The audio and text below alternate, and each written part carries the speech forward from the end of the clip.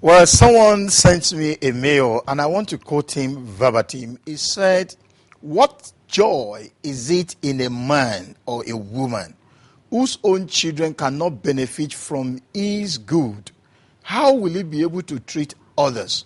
That's a very wonderful one. If your own children cannot benefit from what you have, how would you be able to treat others around you? I'd like to welcome you to Trailblazers Africa. Today, I've got a wonderful person in the studio with me, someone who, by the time I went through all she's done and she's still doing, I said to myself, really, we have so many people on this continent of Africa that are really blazing the trail, especially when it comes to the feminine side. You only talk about maybe one or two of them, but this is one of the few that is doing so well. She is a member of Swiss Ghanaian Chamber of Commerce. She's been to the United States of America. She lived in Liberia. And she's now the president of Folson Trust Fund. And what is this all about, and what has she done so far? So I've got in the studio with me, I call her Madam. So allow me to bring Madam Folson to your living room this wonderful day. I'd like to welcome you to Trailblazers Africa. Thank you. Thank you very much. Yes. People would like to know, I'm sure some of your friends and their colleagues are also watching, and they will be saying, yes, we've heard so much about this woman, but how did she begin her life? I want us to take, I want you to take us a little back to where Folson began and how it all, before we are here, we are where we are today. All right. Thank you very much, Moses. Folson was born to Kofi Folson in blessed memory. He was a bank manager, and also born to Comfort Abner Nyaniba Andrews, who was also working with the USAID in Liberia. She's also of a blessed memory. We have 4 siblings, 3 girls and a boy. My mom was a single parent, and she, took care of us very well. She educated all of us, and at a point, she traveled to Liberia to work with the USAID. And from there, life was just back and forth from Liberia back to Ghana, come in school, go back to Liberia, and at a point I got married in Liberia. I had 4 boys, and I lived most of my life in the United States. Actually, my educational background, yes, I schooled in Ghana. My primary years was in Ghana, and then my secondary years also was in Ghana, and back and forth in Liberia. I had some few courses there in Liberia before I got married and then went to the States. So, wow, Liberia, Ghana, Liberia, exactly. Ghana. So at what age did you start jumping into the plane, traveling? Yes, my mom left for Liberia when I was very young. So I started flying at the age of 14 years. That is whenever school is on vacation. I jump into the Ghana Airways, then Fokker 19 or 25, and then visit her and come back. So I've been on a flight for a while, since the age of 14, back and forth. Now, permit me to say this: at age 14, and you mentioned that the mother was a single parent. Most times, when you see people who are raised by single parents, especially by the woman alone, and you see the women becoming something else, they don't really care about life. What really? How were you able to build a greater future for yourself, considering the background? Yes, my mom was someone who was very, very disciplined. She's a disciplinarian. She was very tough. I would say that she's as tough as steel. And being the eldest of 4 siblings. Oh, you are the eldest? Yes, I'm the eldest. She made sure, and she was always telling me that she will make sure that she puts me on the right path, because she knows when I deviate from the right path, it will affect my other siblings. So she was really, really tough for me. At a point, I thought, sometimes you feel like she's not your mom. I hated her for what she was doing. But then she, even when you get upset about what she's doing, she doesn't really care. She'll make sure you get there. If it's education, she'll make sure you go through school. If it's, going to church in the morning with her on Sundays, she'll make sure you are there with her. And I believe, and she also told me that she has put me on a path that I'm more or less like her husband. So it made me, feel that, yes, I have a responsibility and a role to play. So as far as my sisters and my brother are concerned. So that's where, I got that from. She was somebody that she won't allow you to do things your own way. So far as she knows that whatever she's doing is right, she'll make sure, she puts you on the right spot. So. Now, your profile is a very long one. Recently, I got an information that Folson is adopting 50 children. And I said that might be impossible. So that is why we have to bring you to really know whether it was just a news that is not correct or it is real. Yes, it's real. It is real. Adopting 50 children. Yes. How all this came about. I was turning 50. Actually, I turned 50 a couple of weeks ago. And I've been having parties here and there on my birthdays, 30th birthday, 45th birthday and all that. But when I realized I was turning 50, I said to myself, I don't want to have any party. I just want to be on the quiet side. Then at a point, I prayed. I do pray a lot. And, I had my own personal relationship with God. I had conversation with him. And I said, Lord, what should I do for my 50th birthday? I don't want it to be like the normal celebration, having fun and then, parties and all that. I wanted to do something that would please him. So, when you pray a lot and you listen to the voice of God, it's very still. He talks to you in a very silent manner. So at a point, I heard the voice that, what about adopting kids from the orphanage that you've been helping? And I said, wow, yes, this is it. I think I would like to do that. And then the orphanage, the whole place, had a picture of the orphanage in mind. I've been in contact with this orphanage in the central region, Countryside Orphanage. In fact, I have a very good relationship with the mother and the father of the home. My students have been visiting the orphanage. They do their practical attachments. Sometimes we put things together just to help. I think we'll be going to that. Your students. I will know which students again. Yes. So I said, okay, I think it's a good idea. But yes, sir, I'll keep on praying about it. If it's something that will not please God, I will feel it within my spirit because I'll be a bit uncomfortable about it. But for almost about a month, I felt very good when that idea of adopting 50 kids comes to mind. 50? I felt, yes.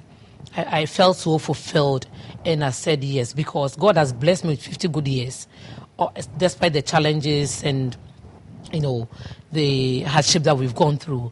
He's really blessed me with 50 good years, no sickness. My kids are also in good shape.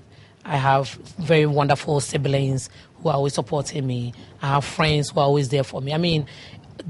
Sometimes you put the hardship aside and then you look at the good side of life. So I said, why don't I give back to 50 kids, which means one is going to represent a year of my life.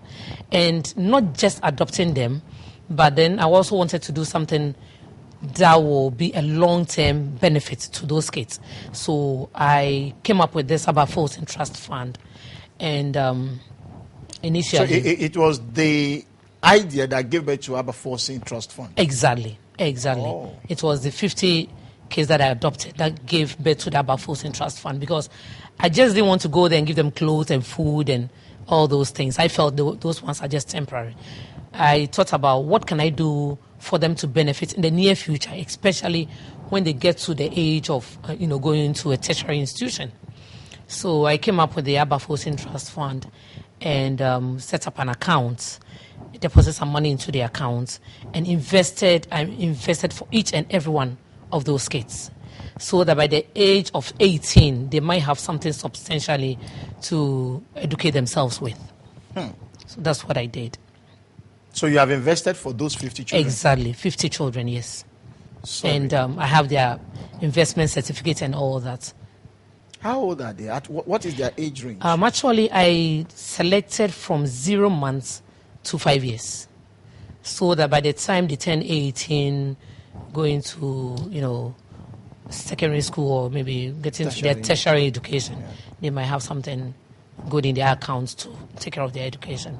So 0 to 5 months. I mean 0 to 5 years. Now, only you taking 50. Is it that you are that rich? Honestly, I'm flattered by that. I'm not at all. I'm not rich. It's the passion for giving. I love to give. The Bible even says that there's more blessing in giving than receiving. And I think we need to give back to society what our Creator has given us. It is not a matter of richness. If you're talking about richness, I think we have wealthy people in this world. But I believe that giving is more of a blessing. And I also believe that giving it's a privilege to give. It is not a responsibility. You should be blessed for you to get the opportunity to even give. So it's not about richness, Moses. No, not at all. Now, 50 children from an orphanage, giving life to 50 children. Yeah. One will want to ask that even some governments may not be able to do this, because if any government does that, they are not spending their personal money. Yes. Now, and you have invested for these 50 children. Yes. Would you want us to know to what extent of the investment is? Would you want it to be known to the people? Come again. What is the extent of the investment that you have made for each of those 50 children? Oh, you mean the amount I've invested? Actually, no, but it's quite reasonable. You don't want to let the world know. Yes, it's quite now, reasonable. any support? Not at all. For now, I haven't gotten any support yet. I did it on my own. But when we went to the orphanage, I went to the orphanage with my friends, couple of friends, to do the presentation. And I had a few of my friends, who really bought into the idea, and they've started contributing to the fund, in which I believe that, everyone who will be touched by this will also help us to help these kids. I would like to, at this point, quickly, plead with the society. Individuals, corporate organizations, philanthropists, anyone who is ready to support this good cause. We have an account for this trust fund. I believe they can also contribute into the fund to make this a successful one. What I'll one. do is I'll invite whoever is interested to probably come to me. Wonderful. Just come to Krista TV and say you watch this program and you want to be part of it. And I'm sure Krista TV also gives to this kind of a thing. That is what really interests us. Taking 50 children out of their motherless homes and taking good care of them. Now, let's take a look at the passion that you have for children. Now, I also got to know that biologically you have 4 children, and that you have adopted 2 again before now. Yes. I have 4 biological boys, wonderful, great boys, very good boys, and I have 2 adopted boys. So when I'm reversing it, my first adopted son is my firstborn. And then the second adopted son is my secondborn. And then it follows from my biological kids. So that's how we live in the house. They know the first 2 are their big brothers. And then the 4 follows. I love to be with people. I love to, help, especially the young ones. Initially, when I moved to Tema, when you come to my house is full of boys. And sometimes my friend wonder, where do you get all these children from? Every day, you have guys, young ones hopping around your house and all that. And I said, well, they come to school. And then at the end of the day, if they have to go back to their villages, they say, Mom, we don't want to go back. And then, okay, there's a room. If you want to live with me, you can stay there. And we get along very well. Aside the 2 adopted boys, I have other children that actually I haven't adopted them, but they all call me Mom. And looking at that as well, I have other daughters who also, call me mom. And, some of them have even given birth and named them after me. So I have a lot of children, yes. Some gave birth and named the children after you. Exactly. I have 5 kids, 5 grandchildren who have been named after me. Wow. So, yes. Let me go back to this 50 yes. adopted, because it's still like, something appear impossible when you say someone is adopting 50 children in just one day. Yeah. You begin to be worried that, how possible is this? Yeah. Now, do you know the parents of these 50? Do you have any contact with any of them at all? Honestly, no, I don't, because I spoke with, in fact, I was with the mother of the home, Mama Emma, and most of the children that they bring there, they don't know their background. Some of them were put in the polythene bags, dropped in the bush. Some were dropped at the gates of the orphanage and all that. Some also, they brought them in by the police and then the social welfare. So honestly, I don't have their backgrounds. I don't know anything about their parents. All I know is that the mother and the father of the home are their parents. Yeah. Any of them bearing your name? Do you name any of them after you? Not yet. Wow. Not yet. They used to have a baby for some time back, I think 5 years ago, when my students went there to do the practicals. And then the mother of the home said, Auntie Abba, this baby looks just like you. She's so beautiful. So I'll name this baby after you. So the baby was called Abba Folson. Baby Folson. Recently, when I went there, I asked them where my child was, and they said she's gone to school. So I didn't say her. Yeah. Well, that is Baby Folson. Now, you said your students go there for, training, whatever. Which students are these again? Actually, I run a health institution in Tema. Okay. That is Nyaniba Health Assistant Training School, and then the Nyaniba Care Institute. The Health Assistant Training School, it's health assistant clinicals. Those who wear the brown with the green stripes. And that is accredited by the Nurse and Midwife Council of Ghana. Okay. And then the Nyaniba Care Institute, it's also accredited by the National Vocational Training Institute. They do the care program. In the States, we call them health aides. They take care of the aged, the sick, and then sometimes they work in the nursing homes, which we don't have in Ghana. So once every year, we take the care students to Bojuase just to, have a training as to how to take care of babies. And they go there for about a month to do the practical attachment over there. So that's how come, we came in contact with the orphanage. I also learned that you take care of the aged. Yes, I love taking care of the aged. I do love taking care of the aged. I had this exposure when I traveled to the States.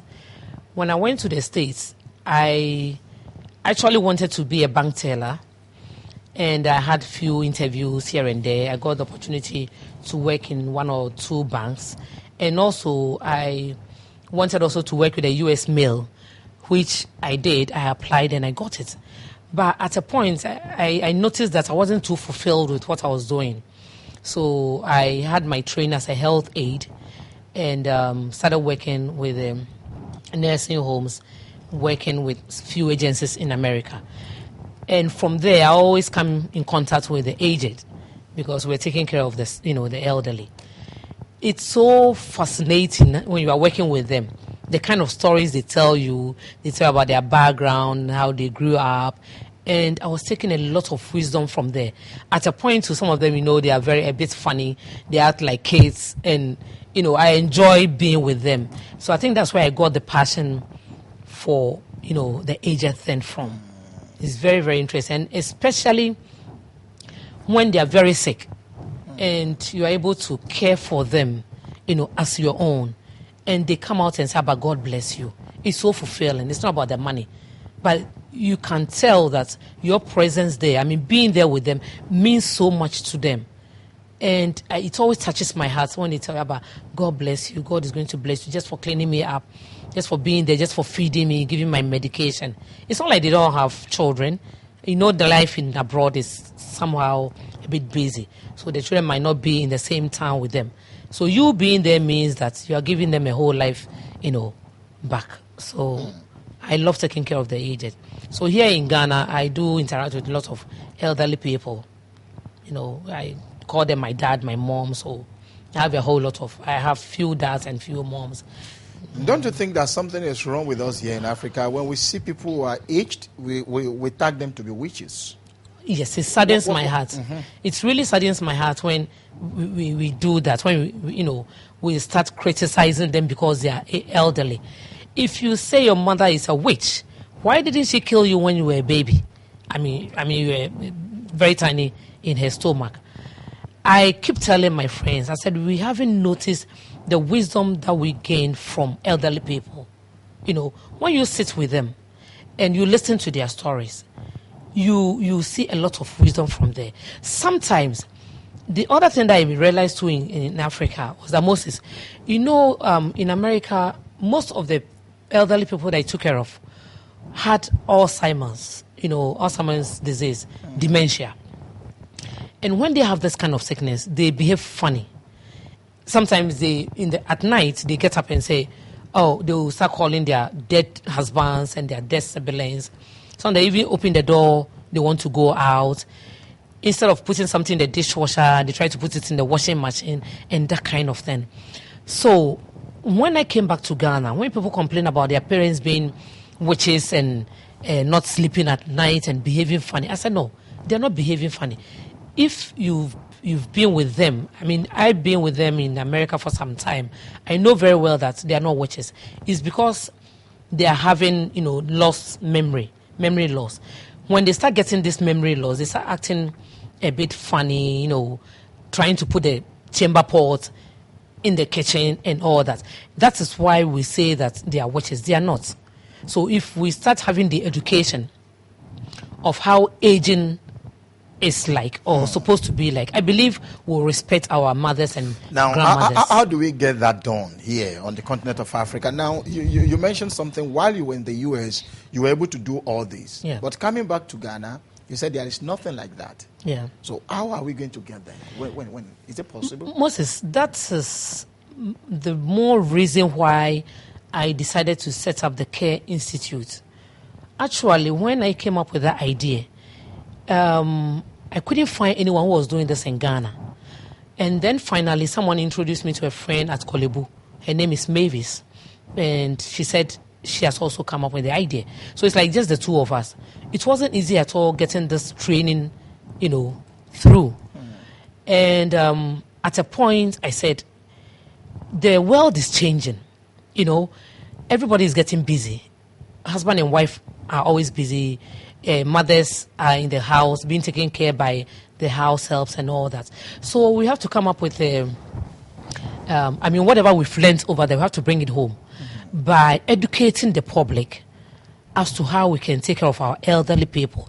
Even if we are not ready to put them in a nursing home now, we should be able to have trained carers who will take care of them, and also once in a while have a platform, educate the public as to how to take care of the aged.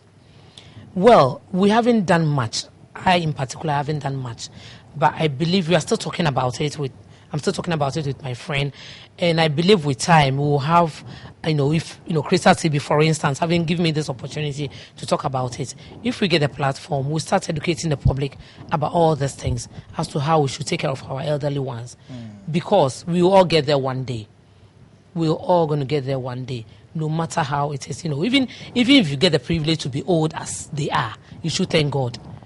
So if you're able to take care of them very well, I believe we'll also be blessed to get to their stage. So there's a lot that we have to do in Africa. There's a lot we have to do in Africa. I've been speaking with Madam Folson. Here, of course, you've heard so much. A woman that adopted 50 children in just one day. And she has set up a trust fund for them that these 50 children must live well. By the time they grew up to the age of 18, they will have enough to take them to their university level, to their tertiary level. And that is quite amazing that somebody will wake up one day and give 50 children our future. Well, she's also been talking about taking care of the aged. Now, let me find out, like your institute, and how many of such are in Ghana at the moment?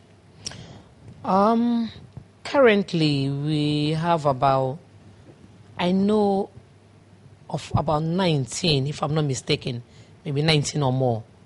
Yes. But as at 2005, it was just me and my friend. But currently, it's about 19. Any collaboration with any other African countries? No, not yet. And you don't know why in Liberia you didn't see anything like this? No, not at all. So basically, we don't have it anywhere apart from here. I don't think we have it in Africa. I'm not too sure, not that I know of. But so far in Ghana, I know the training is coming up now. So now, is it possible for you, your institute, probably to affiliate to any of the university or the department of maybe medicine or the nursing department, so that when your people are graduating, they get a kind of an affiliation with those universities? You mean here in Ghana? Yeah, in Ghana, yeah. The National Vocational Training Institute, I believe they are working on it. Okay. Yes. Recently, we had a few discussions that the School of Allied Health Sciences at the Volta region will be ready to, take our students on to do diploma over there, Okay. which we are not too certain. I mean, I don't have the confirmation yet. We just had it, a discussion about that. So I believe maybe in the near future it's going to come up. How are the students coming? Because majority of people will look at it and say, oh, taking care of the age, who will pay me money? Everybody's after money. Now, are people, even the young one, how are they responding to Yes, to it? yeah. That's another challenge that we are facing. When we train them, a lot of people have been, tapping into this idea. They come for them and then, they do help in the various individual homes.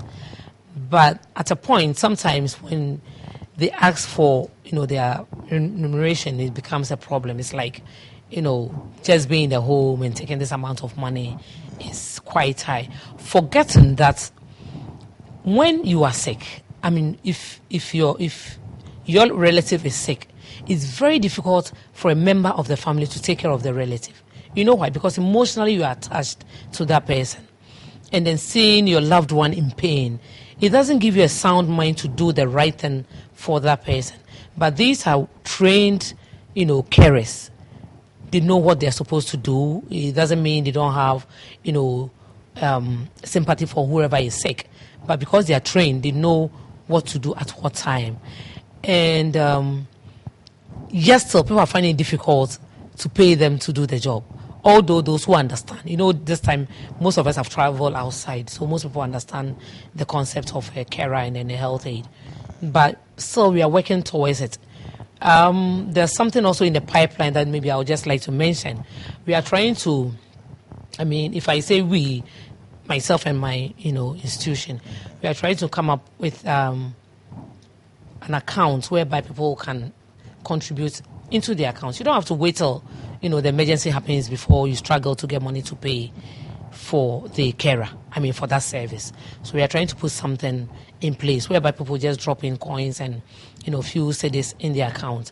So whenever you are ready to, come for that service, we can easily go into the account and tell you how much you have, and then maybe let you know that this amount of money can take care of, the carer, or can give you this service for a period of maybe 6 months or 8 months. We are still working on it, and maybe very soon we'll be launching Meaning it. that the money is not still yours; it's still for No. It's for the individual. It's for the clients. Wow. For instance, if you, Moses, you decide to put some money into the account, that money is for you. So whenever maybe your dad or your mom or your uncle or anybody is sick, when there's an emergency, you just have to come to Nyaniba, and then, we tell you this is how much you have in your account.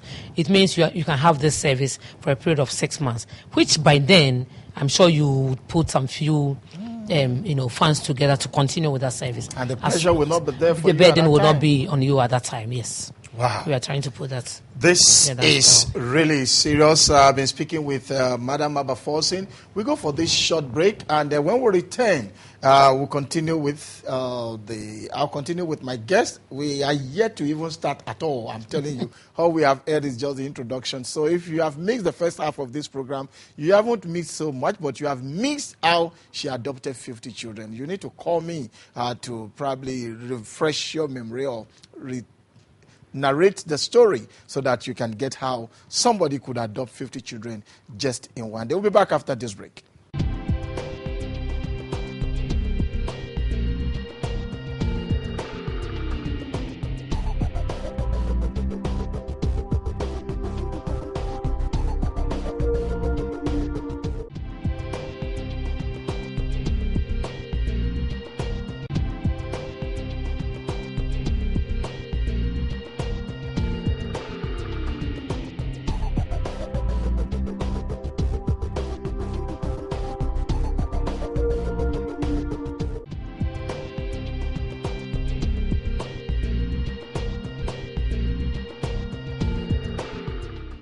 Well, thank you very much for being there, and thanks so much for watching this program, Trailblazers Africa, with me and with my wonderful guest. I have seen a lot of not from my people, the production crew in the house, that indeed Madam Folson is such a wonderful Trailblazers that we must really celebrate. Now, we left from your plan again to give back to the aged and all of that. I don't know why your life is just to give back, give back, give back. I want to ask, are you really giving your children the necessary attention?